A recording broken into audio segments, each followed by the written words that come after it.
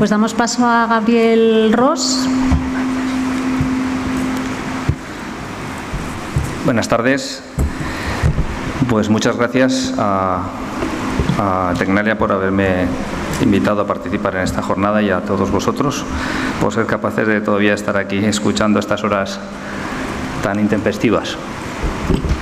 El caso del que yo tenía que hablar, que es el encargo que me habían hecho, es relativo a un proyecto de colaboración, un proyecto colaborativo entre varios ayuntamientos, administración y el equipo dinamizador de Tecnalia, que ya tienen una cierta antigüedad. De hecho, cuando se estaba mostrando en las primeras ponencias de las publicaciones al respecto, era de los primeros, porque esto tuvo su origen en el año 2017, con las conclusiones en el 2018, con lo cual todas estas cosas yo creo que pueden servir, yo lo cuento como experiencia, que es el objetivo que se me ha propuesto, pero creo que muchas de estas cosas requieren una reflexión, un avance, una puesta digamos en la actualidad, ¿no?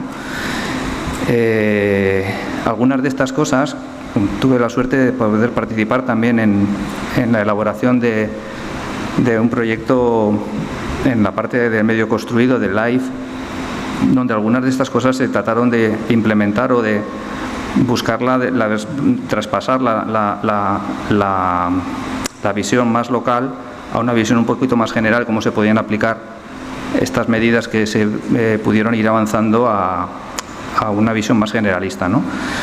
Algunas de esas referencias voy a haceros también, pero como digo, lo más importante creo que es lo que se puede aportar a partir de ahora. En realidad, yo creo que son todo cosas bastante conocidas, igual voy a ir rápido y dejar igual para el debate pues aquellas cuestiones que me parecen más interesantes. Entonces, lo primero, el proyecto Egoki se realizó, como digo, con la colaboración entre varios ayuntamientos que quisieron participar, que son esos 4 que estáis viendo ahí: Esteríbar, Villatuerta, Corella y Noa en Valle del Orz, cada uno con características diferentes, pero que de alguna manera también dan respuesta a situaciones diferentes dentro de lo que es el territorio de Navarra. El territorio de Navarra, que es muy cambiante en cuanto a su clima y en cuanto a sus características en todo su desarrollo, ¿no? Siendo una provincia muy pequeña. Están situados sobre un plano de las zonas climáticas de Navarra, con lo cual de alguna manera pueden dar muestra de esa pluralidad que existe, ¿no? También los municipios son muy diferentes en cuanto a sus tamaños y en cuanto a sus características urbanas y territoriales. Desde unos territorios como es Esteríbar, que es un gran valle con muy poca población y con muchos núcleos pequeños dispersos dentro de un entorno natural bastante montañoso, con un eje central de valle atravesado por el río Arga. Está el Villatuerta, que es un núcleo más pequeño, que es un núcleo más compacto en la zona de Tierra Estella, en la zona media. Está Noa en Valle del Orz, que es una situación un poco peculiar, porque siendo un valle tiene una de sus localidades, que es Noain, que es comarca pura de Pamplona, prácticamente forma parte del entorno metropolitano y es atravesada por el cordón umbilical del eje principal de Navarra, que es la autopista A15, que es la que comunica con Madrid y con Barcelona, y que es el eje cordón umbilical de llegada y de salida de Pamplona fundamental. Asimismo, dispone también del aeropuerto y de zonas importantes como la estación de mercancías, zonas logísticas, con lo cual, digamos, forma parte, tiene una zona de su territorio es completamente urbana y con unas infraestructuras de carácter supramunicipal importantes. El aeropuerto de Pamplona es el aeropuerto de Noain, de hecho, ¿no? Y sin embargo dispone también de un territorio atravesado por el río El Orz, con localidades más pequeñas y un territorio fundamentalmente agrícola, casi de monocultivo del cereal. Si bien esas localidades, como digo, por la cercanía a Pamplona, han ido un poquito desarrollándose y perdiendo ese carácter de núcleo tradicional, pero que no han llegado a completar una gran superficie urbana, sino que se quedan en unos entornos pequeños como viviendas unifamiliares, ¿vale? Además, ese territorio está recorrido por infraestructuras importantes, como es el Canal de Navarra y es la autovía de Jaca, aparte, como he dicho, la principal, la autopista, ¿vale? Y el otro municipio es el municipio de Corella, que es un municipio ribereño con otras características completamente diferentes de clima y de disposición morfológica de la ciudad. Bueno, no me voy a entretener en esto. Es un tema que me parecía importante dentro de esta cuestión, es el concepto del proyecto, que de alguna manera es por lo que creo que este tipo de actuaciones, como la que estamos haciendo hoy aquí, que nos permiten intercambiar experiencias y debatir sobre ellas y salir un poco del día a día, que yo creo que a todos nos atenaza un poquito y no nos deja mirar un poquito más allá, ¿no? Y yo ponía este porque es un ejemplo de lo que en realidad fue una ocasión de colaborar primero a nivel municipal entre los equipos, porque se produjo una colaboración en la planificación de ideas y de resultados y de transferencia de conocimiento entre los técnicos municipales a nivel de arquitecto como a nivel de Agenda 21, con los redactores del planeamiento, ¿no? Incluso con políticos que participaron muy activamente y organizaciones también de carácter social, con la dinamización y la aportación metodológica de Tecnalia. Y luego también se produjo aparte de esas labores intramunicipales, o sea, luego había unas puestas en común con todos los municipios e incluso también algunas de ellas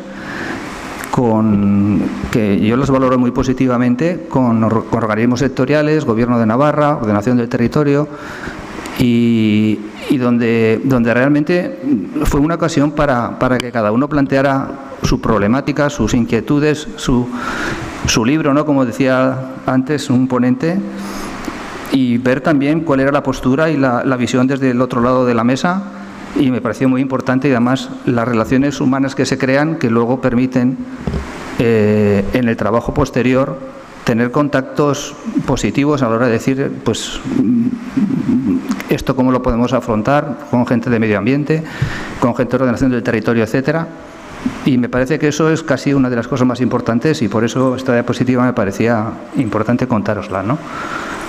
En realidad, lo que se me proponía es que contara la propuesta metodológica de lo que hicimos, pero creo que os la sabéis casi también como yo, porque en el fondo es muy parecida a lo que hemos estado hablando. Así que, bueno, de alguna manera, esta es la aplicación en ese momento, creo que entendéis también, estamos hablando del año 2017, 2018, pues si bien el cambio climático o la incorporación del cambio climático al planeamiento, a estas cosas, pues podíamos intuir que era un tema importante o un tema necesario, pero estábamos un poco en pañales y de hecho, pues esos trabajos, esas discusiones en los grupos, pues eran sobre temas que entendíamos, que estábamos todos empezando, ¿no? Y claro, y eso también quiero que entendáis, pues que es hasta donde hemos llegado, o se llegó en su momento. Ahora probablemente podríamos verlo con otros ojos. Entonces el proceso metodológico al final se consta de 5 partes. Pues una es la descripción del municipio en relación con el territorio y el clima. Esta parte a mí me parece muy importante porque para dar una buena respuesta lo más importante es hacer una buena pregunta, ¿no? Y creo que es un tema que si bien no se planteaba claro, el tema del cambio climático, entre comillas, vamos a decir que es una cosa nueva, no se planteaba como tal en los análisis y en los planos de información y en las labores previas para el planeamiento, pero sí que de alguna manera todos los trabajos que se habían hecho antes con otra visión, más con carácter ambiental, con carácter de reconocimiento del terreno, de todos estos temas, en el fondo nos pueden servir y nos sirven.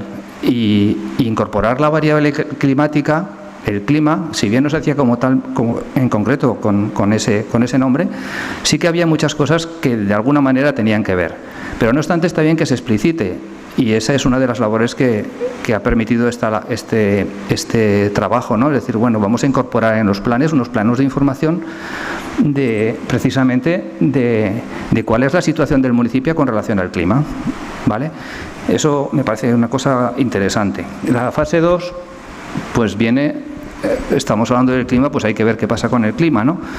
Esto es un tema que para los que hacemos la planificación o los que nos dedicamos a esto, los arquitectos o equipos técnicos, digamos, tenemos que recibir por parte de otros profesionales más relacionados pues precisamente con el clima, ¿no? Pero bueno, en lo que es el proyecto, pues se tuvo en cuenta y partiendo, ya veremos un poquito, pues teníamos por una parte cuál es la situación persistente del municipio y qué situación tenemos en el clima actualmente y cuáles son las previsiones a futuro, ¿no? La fase 3, que sería la justificación y selección de cadenas de impacto, ¿no? En función de lo que es el clima y de la situación del municipio, pues al final tenemos unos impactos que tenemos que considerar. Luego es el análisis de la vulnerabilidad y el riesgo. Luego hablamos un poco más de esto porque igual me estoy explicando todo en la primera diapositiva. Y la quinta es la adaptación, precisamente, las medidas de adaptación que se proponen para dar respuesta a esta problemática, ¿vale? A estos riesgos que surgen o que se han establecido en función de la metodología anterior, ¿no? Bueno, esta primera parte más o menos ya os la he contado en qué consiste. Aquí sí que es un tema, bueno, cada municipio pues veía su planteamiento, ¿no? Aquí pongo dos ejemplos de ese análisis de cada uno de ellos, cómo veía cuáles eran las cosas que más les afectaban. Aquí tenemos el ejemplo, en este caso, de Villatuerta, ¿vale? En concreto con la situación del municipio en relación con las inundaciones fluviales, que era un problema que tenían bastante recurrente, y con los problemas del calentamiento, ¿no? Aquí es lo que hablábamos de la variable climática que hay que incorporar. En la medida en que tengamos más datos y más fiables o más elaborados, pues podría ser más aproximado o más justificado. Pero en cualquier caso, yo sí que de esto sí que hay un tema que en esto que ahora estamos tan de moda, ¿no? De realmente el cambio climático existe, no existe, qué alcance tiene, qué tal. Aunque realmente por eso me parece interesante el valorar el clima y ponerlo en cuestión en el planeamiento, que aunque tuviéramos que contar con la situación ya preexistente, habría que contar con él, porque ya la situación actual es una situación que nos hace tener en cuenta este tipo de cuestiones, ¿no? Si además esto se agrava, obviamente vamos a tener que ver otras zonas que antes igual no estaban tan afectadas, pues también, y por eso está la planificación. Pero quiero decir que aún en la situación más escéptica tendríamos que incorporar la variable climática en nuestros planes, ¿no? Luego estamos con lo que digo, una vez analizado el clima y la situación preexistente, pues establecemos cuáles son esos impactos, esas cadenas de impacto que queremos de alguna manera, dentro de todas las posibles, pues porque afectan más en concreto a cada uno de los municipios que tiene que desarrollar su planeamiento, cuáles son las que vamos a afrontar, porque tampoco podemos ser omnicomprensivos, ¿no? Entonces, simplemente, pues mediante una priorización de esas cadenas, ¿vale? En base a una serie de criterios, pues establecen cuáles son, en este caso concreto, los que de alguna manera vamos a ir afrontando, ¿no? Después de establecer cuáles son esos impactos, esas cadenas de impacto que queremos dar respuesta, pues lo que tenemos es en base a lo que son los análisis de vulnerabilidad, exposición, ¿vale? Vulnerabilidad también desde el punto de vista de lo que es la sensibilidad y la capacidad adaptativa, pues al final llegar a los riesgos, ¿no? Como todo esto son metodología bastante común, pues tampoco voy a explicar nada más al respecto, pero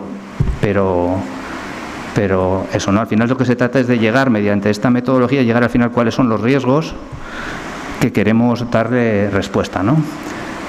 Esos análisis, pues bueno, se pueden llevar al final, pues se puede hacer de una manera intuitiva, con criterio de técnico, o lo más acertado sería establecer una serie de indicadores, ¿vale?, que aunque es más laborioso, sí que dan respuesta un poco más a un tema más metodológico y más, digamos, más académico, ¿no? Cada uno los indicadores de todo tipo, tanto de sensibilidad como de capacidad adaptativa como de exposición, ¿no? Y con todo eso, pues al final llegamos a lo que es la valoración del riesgo, ¿vale?, teniendo en cuenta pues estos criterios, ¿vale? En lo que es el proceso de Legoki, pues bueno, un tema que fue interesante es el establecimiento, pues establecer mapas de riesgo a incorporar también a lo que sería el planeamiento, ¿no? De alguna manera, bueno, estos son algunos de ellos relacionados pues con lo que es la inundabilidad, a los cuales se incorporaba también unas zonas de lo que eran pequeñas regatas y cursos que no estaban recogidos en la documentación, digamos, que tenemos disponible, por lo menos en Navarra, de lo que son hidrológicos, etcétera, pero que localmente sí que se conocían y que son aportaciones interesantes que desde el análisis municipal se pueden hacer y ayudan a implementar la documentación general, ¿no? Y luego aspectos ya más concretos, ¿no? Por ejemplo, esto en el Valle del Orce establecimos unos mapas de riesgo en todas las cadenas de impacto que se analizaron, ¿no? Tanto en el tema de los incendios, como en el tema del incremento de temperaturas, las afecciones, como el tema del aumento de las precipitaciones y riesgos de inundabilidad, y de esas precipitaciones, tanto, como digo, en los riesgos fluviales que conllevaban, como también el impacto sobre las infraestructuras.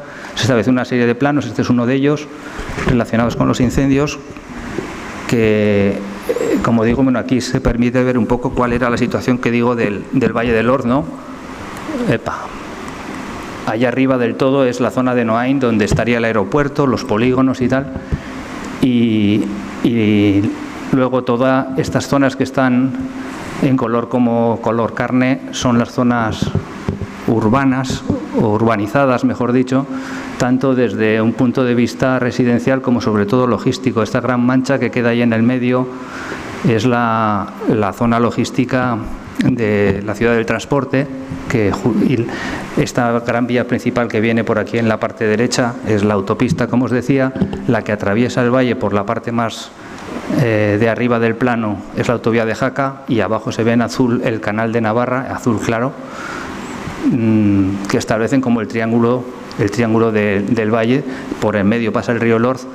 Todo eso amarillo es la zona de cultivo, vamos a decir, del territorio del sur urbanizable, que fundamentalmente, salvo unas zonas en lo que son la sierra de Alaiz, la parte baja, y la sierra de Tajonar, en la parte alta, las que le dan ese carácter más rural al resto del valle, ¿vale?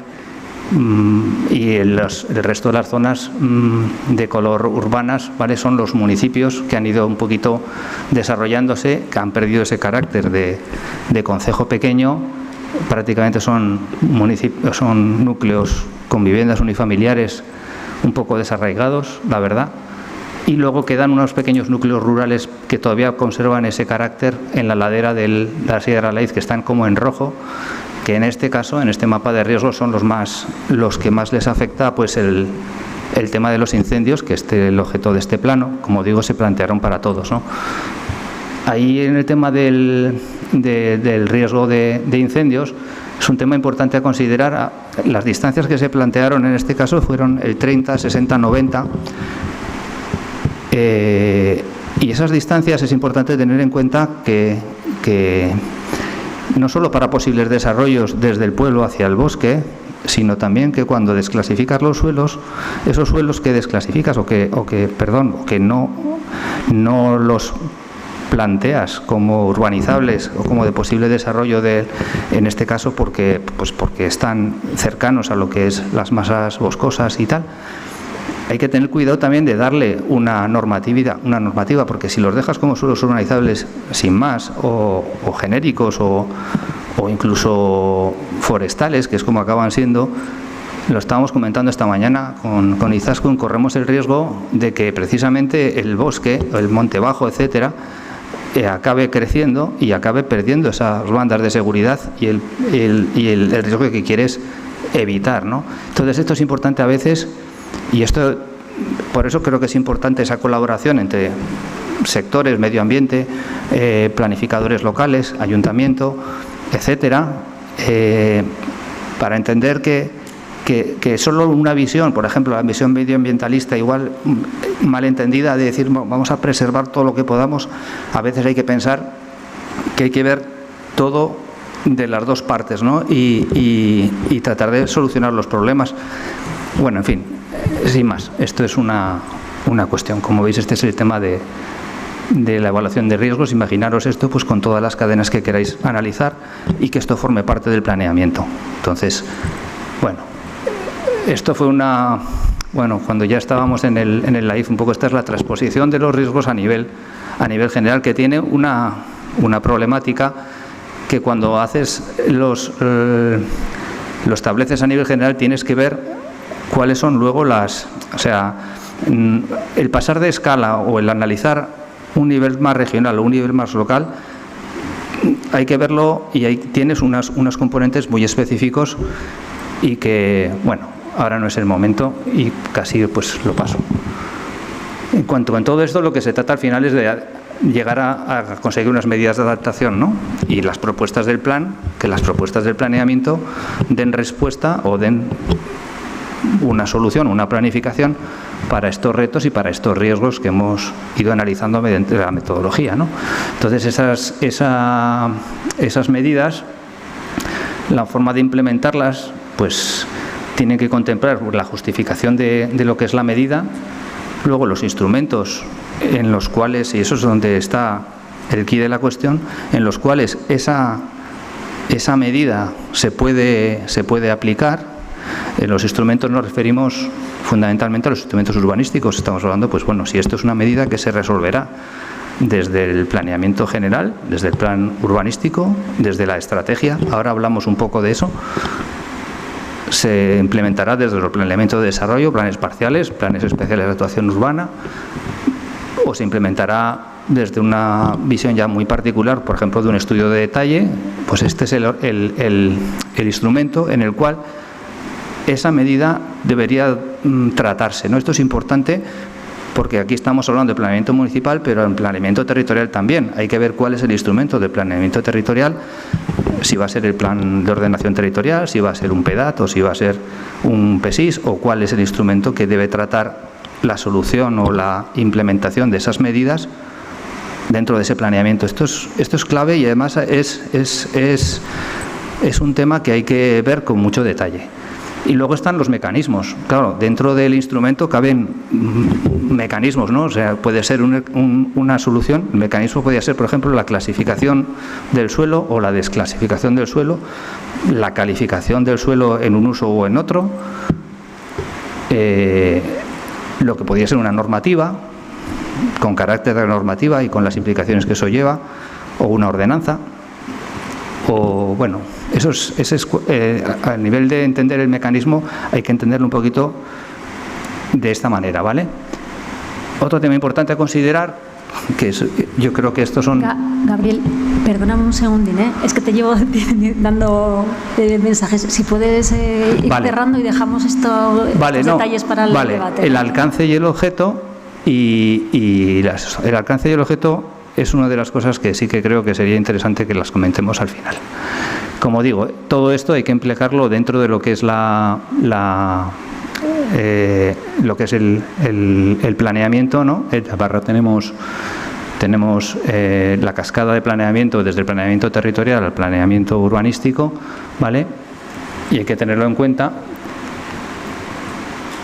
Como digo, aquí están los instrumentos que estábamos hablando, los mecanismos, ¿vale?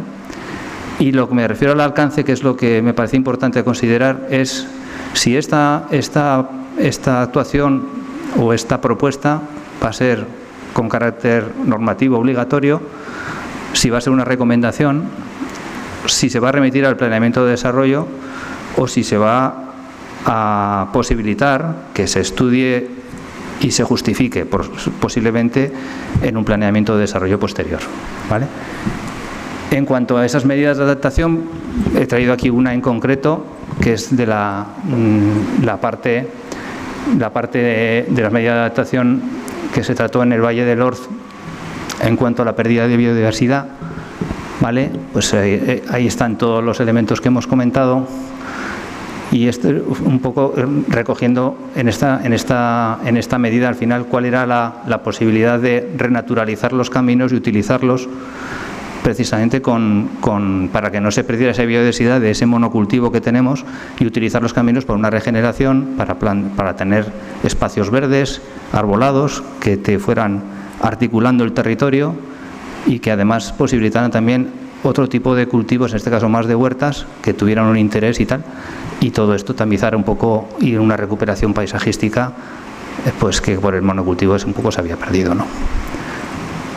Y esto es, como digo, a la hora de implementar todo esto, y ya es el concepto de asentamiento, ¿no? Y allí hubo una serie de reflexiones.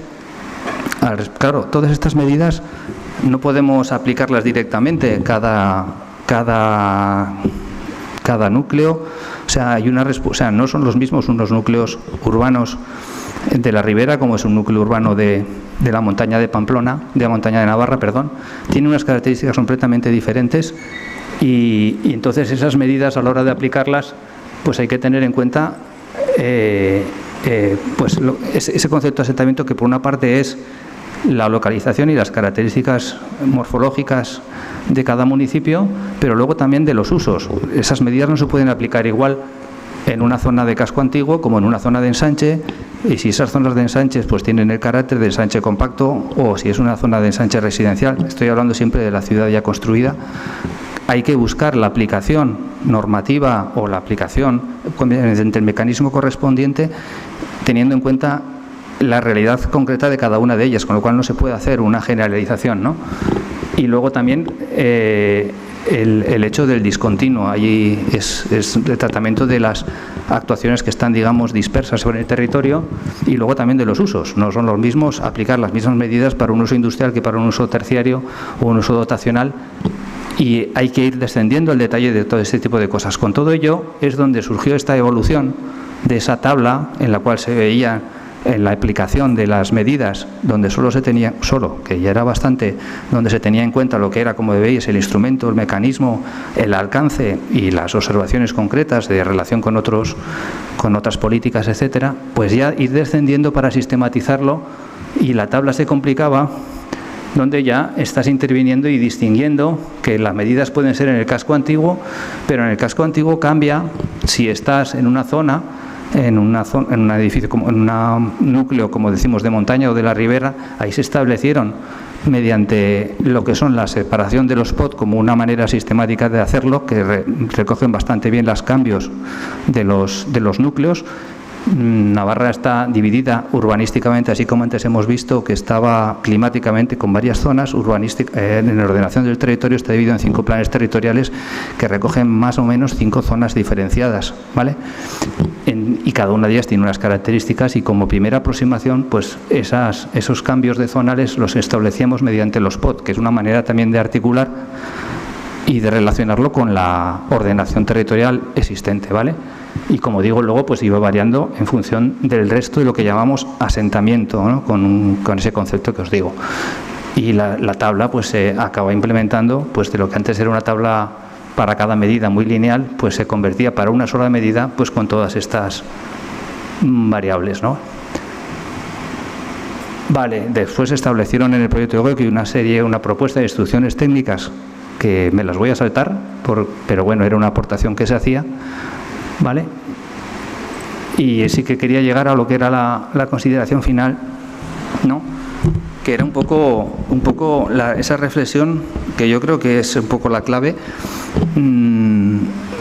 de hasta qué medida, o si esta transposición, o sea, las bondades y los inconvenientes que tiene, el grado de obligatoriedad que podemos establecer, ¿no?, de todas estas cuestiones, ¿no? Y en este sentido lo decía porque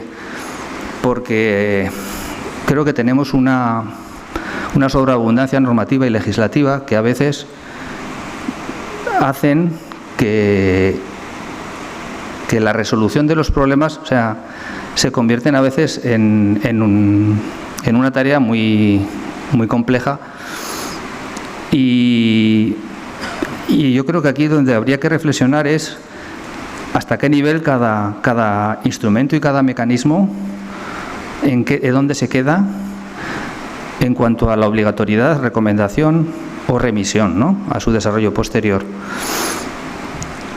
Intuitivamente, aunque esto es un tema que me gustaría dejarlo para el debate, ¿no?, yo creo que los planeamientos más generales desde el territorial deben aportar toda esa información que son capaces de hacer para ponerla a disposición de la redacción de los planes de la planificación urbanística que se haga después, y que los organismos sectoriales implicados, con toda la potencia que tienen, yo los veía como una disposición en una empresa, ¿no?, como los sectores, ¿no?, de las áreas de cada empresa, tal, pues que van como en vertical, pero luego, o sea, que son elementos que deberían estar ¿al servicio de quién?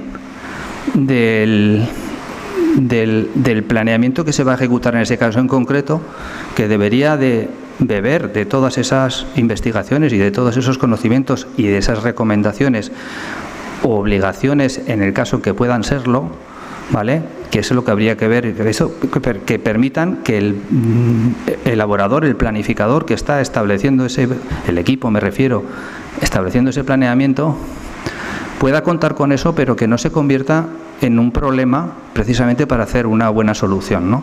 Yo esto lo digo porque a veces nos hemos encontrado que desde los informes sectoriales se han imposibilitado soluciones globales interesantes. Y dices, ostras, entonces, bueno, no sé si me estoy explicando muy bien, pero los que os dedicáis a esto creo que me entendéis, ¿no? Perdóname, Gabriel, es que para no alargar más, permitimos la intervención de los dos ponentes y luego seguimos con el debate, porque es súper interesante lo que planteas, pero seguramente que los demás ponentes tienen... Por supuesto.